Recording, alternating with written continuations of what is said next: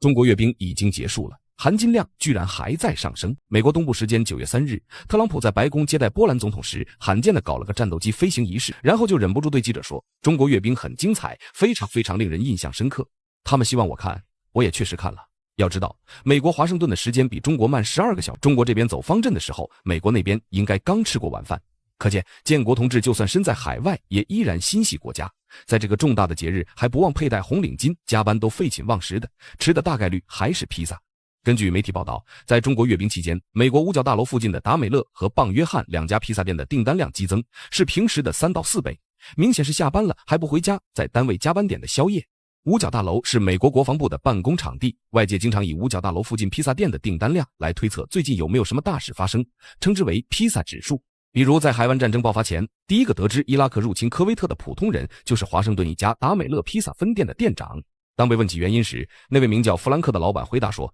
，8月1日那天自己几乎忙疯了，大量 CIA 的披萨订单如雪花般落下，就明白这伙人又在加班了。从那以后，美国媒体就特别关注五角大楼附近的披萨店客流量，但凡他们忙起来了，世界上指定是发生了什么事情。至于美国国防部的工作人员加班加点的看我们的阅兵仪式，分析我们展出的各种武器装备后会不会造成什么影响，至少短时间里是看不出来的。毕竟上次被爆出中国6代机的时候，那伙人也在加班，结果到现在也没什么动作。看完阅兵，特朗普还在自己的社交媒体上发文称，祝愿优秀的中国人民度过一个伟大且持久的庆祝日。特朗普这又是看阅兵，又是给波兰总统展示飞机，明眼人一看，他这就是酸了。在被问起中国阅兵是否是对美国的挑战时，特朗普连忙摇头表示否定，说中国需要美国，并且自己和中方的关系很好，自己完全不认为中国阅兵是对美国的挑战。其实讲道理，特朗普看完中国阅兵后应该也无奈的，美国军费一年一年的涨，全球军费占比 37%， 居然还没有全球军费占比 12% 的国家军备更新迭代的快。除了多买几包螺丝帽以外，武器研发根本没什么成效，现在正在服役的基本都是冷战时代的产物了。新一代的哥伦比亚核潜艇和 CVNX 核动力航母研发了好几年，一直没有消息。反观中国这边，都从歼15发展到歼35了，航母舰载机正式迈入5代机时代。还有像什么第4代坦克、电磁弹射航母、激光反无人机武器，美国别说研发了，就算是建，也就只在中国阅兵和好莱坞电影里才看见过。从特朗普的回应中不难看出，这次中国阅兵对美国的影响力确实很大。现在美国社会上对中国阅兵还没形成统一意见，从各家媒体的报道中就能窥得一二。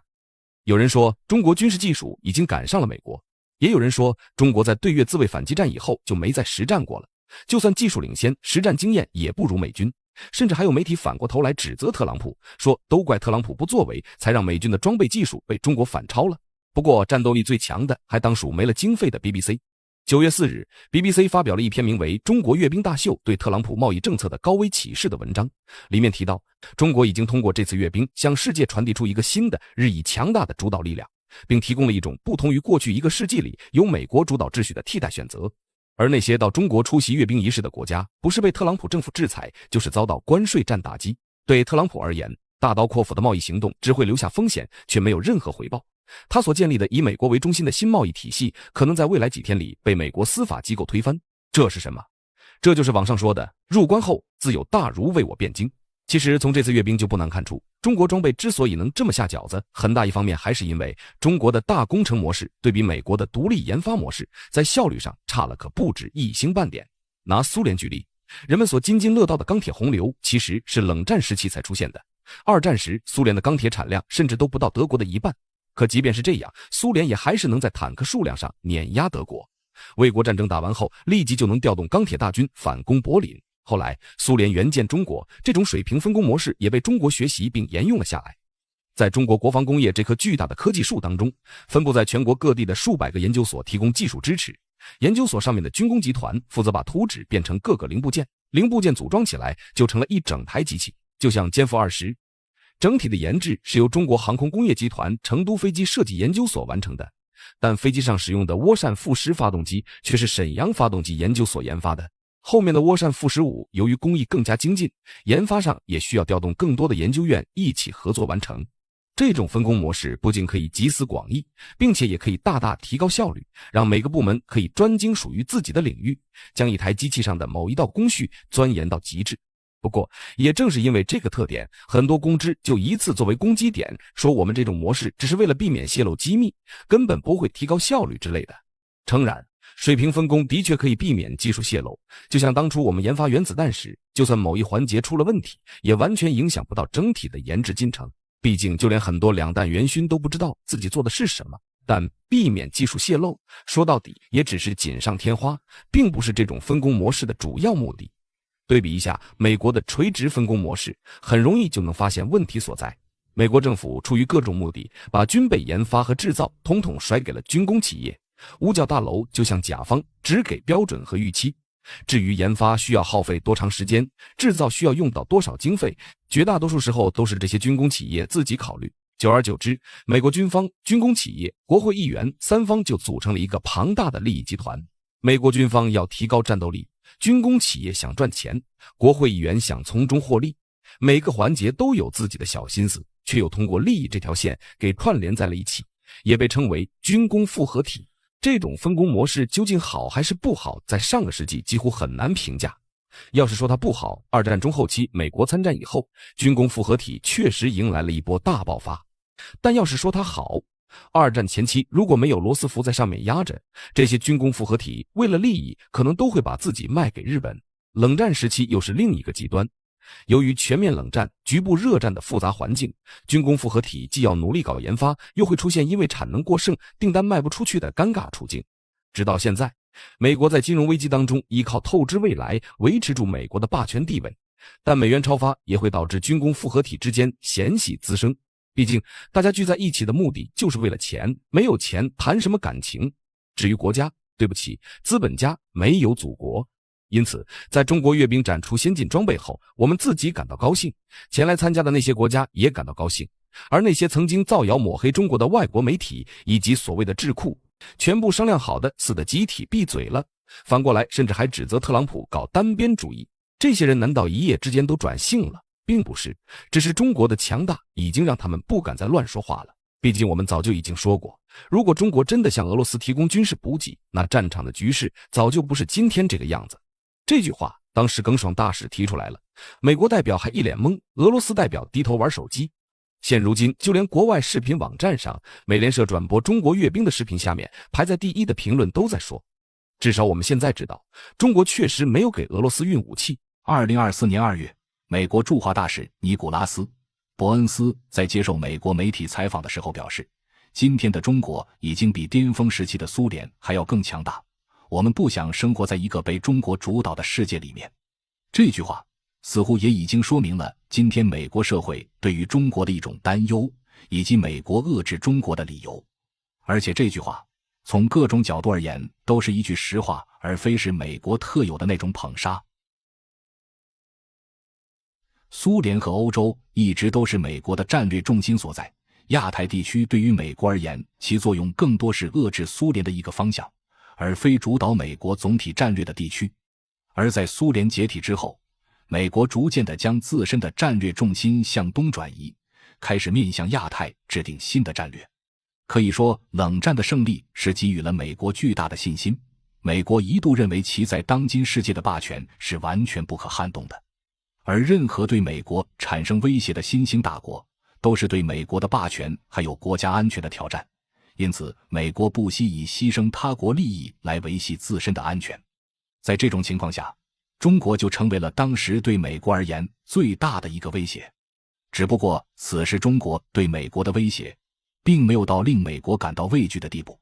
因此当时美国对于中国的态度更多停留在一个敲打的层面上。例如银河号事件、南联盟大使馆被炸事件以及王伟撞击事件等等。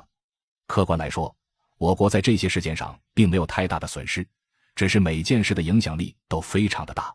可是实际损害却远远没有如今的贸易战更大，因为美国并不想真的把中国推向对立面。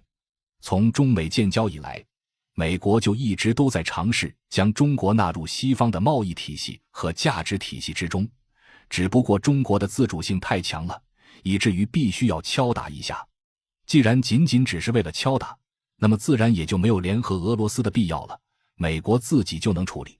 但是由于911事件的突然发生，美国陡然间陷入反恐战争之中，这又逼得小布什政府不得不和中国展开合作。反恐战争客观上缓解了美国对中国的战略遏制，也使得中国开始了爆炸式的发展。尤其是在2008年之后，中国的发展速度更是快得惊人。在这种情况下，中国的确在事实上产生了对美国的威胁。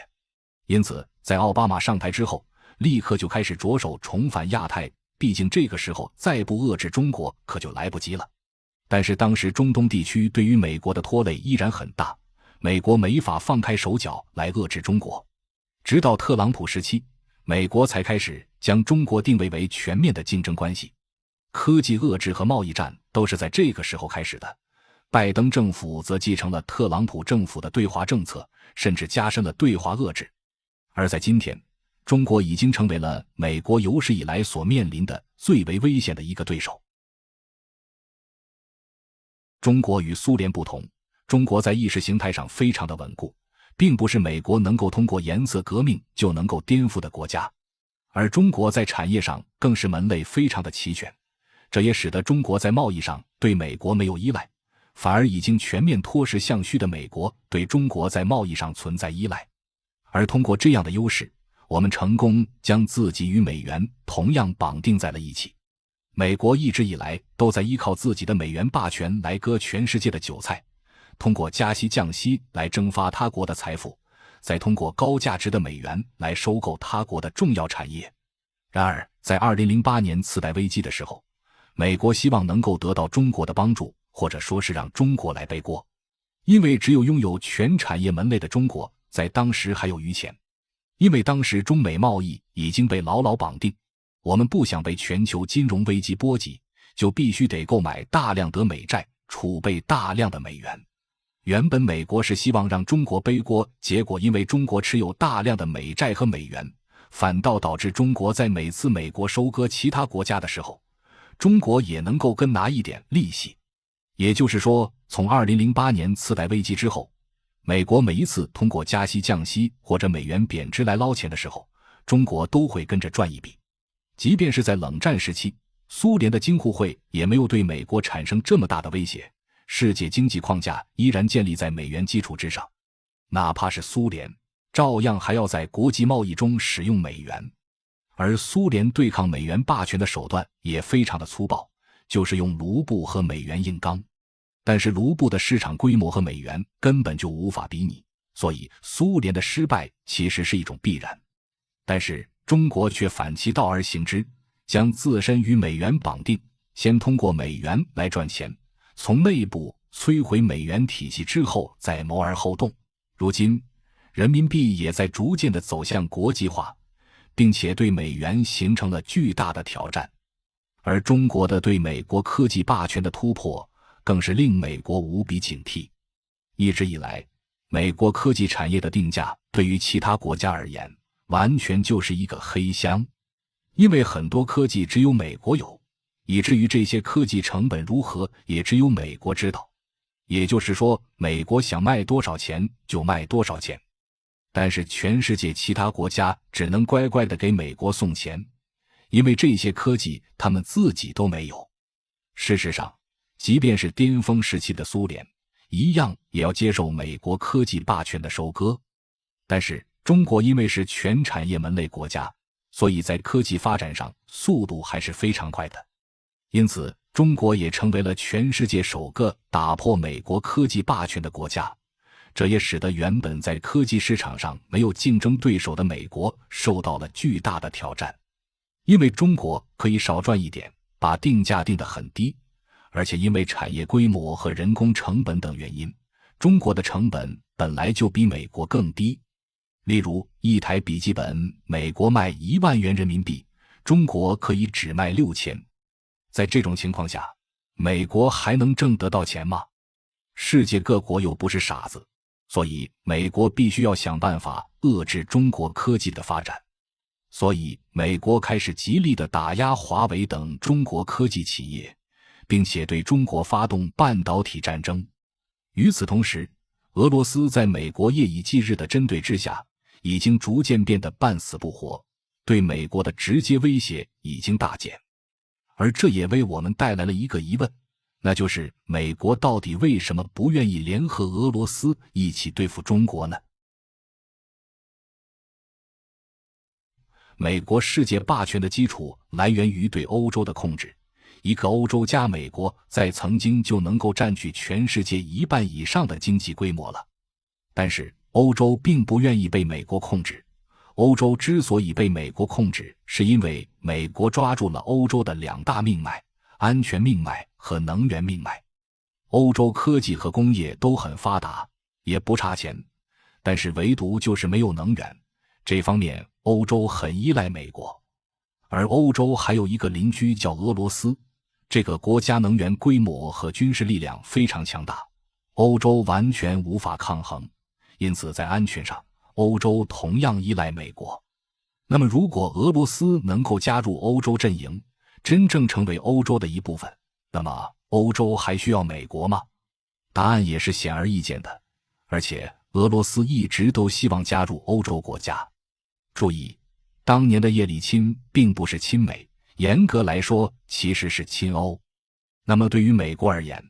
俄罗斯必须是敌人，也只能是敌人，哪怕俄罗斯和美国如今已经没有根本冲突了，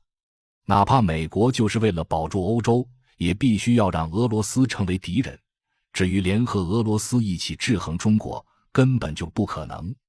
如果让美国选一个国家，是让俄罗斯崛起还是让中国崛起，那么美国一定会毫不犹豫地选择让中国崛起。因为哪怕中国崛起了，中国奉行也是不称霸的战略，美国照样还有欧洲，照样还是列强，还是世界大国。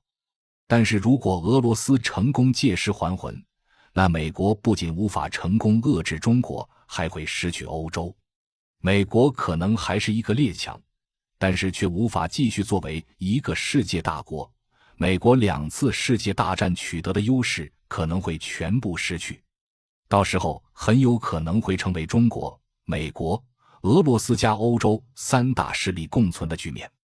而且话说回来，就算是现在美国想要拉上俄罗斯一起对付中国，恐怕俄罗斯人也不会相信美国了。当年苏联解体的时候，俄罗斯发自内心的希望加入西方，但是却被美国拒之门外。后面俄罗斯更是一次次的被美国战略欺诈，北约都扩张到波罗的海了，俄罗斯哪里还敢信美国？上次普京贸然相信了乌克兰的停战协议，结果将部队止步于基辅。但是没想到美国和欧洲就趁着这个空窗期武装了乌克兰，结果直到今天俄乌冲突都还没打完。前车之鉴，这还没过去几年，俄罗斯哪里还敢相信美国？俄美联合只能是停留在纸面上的一个概念，永远都无法实现。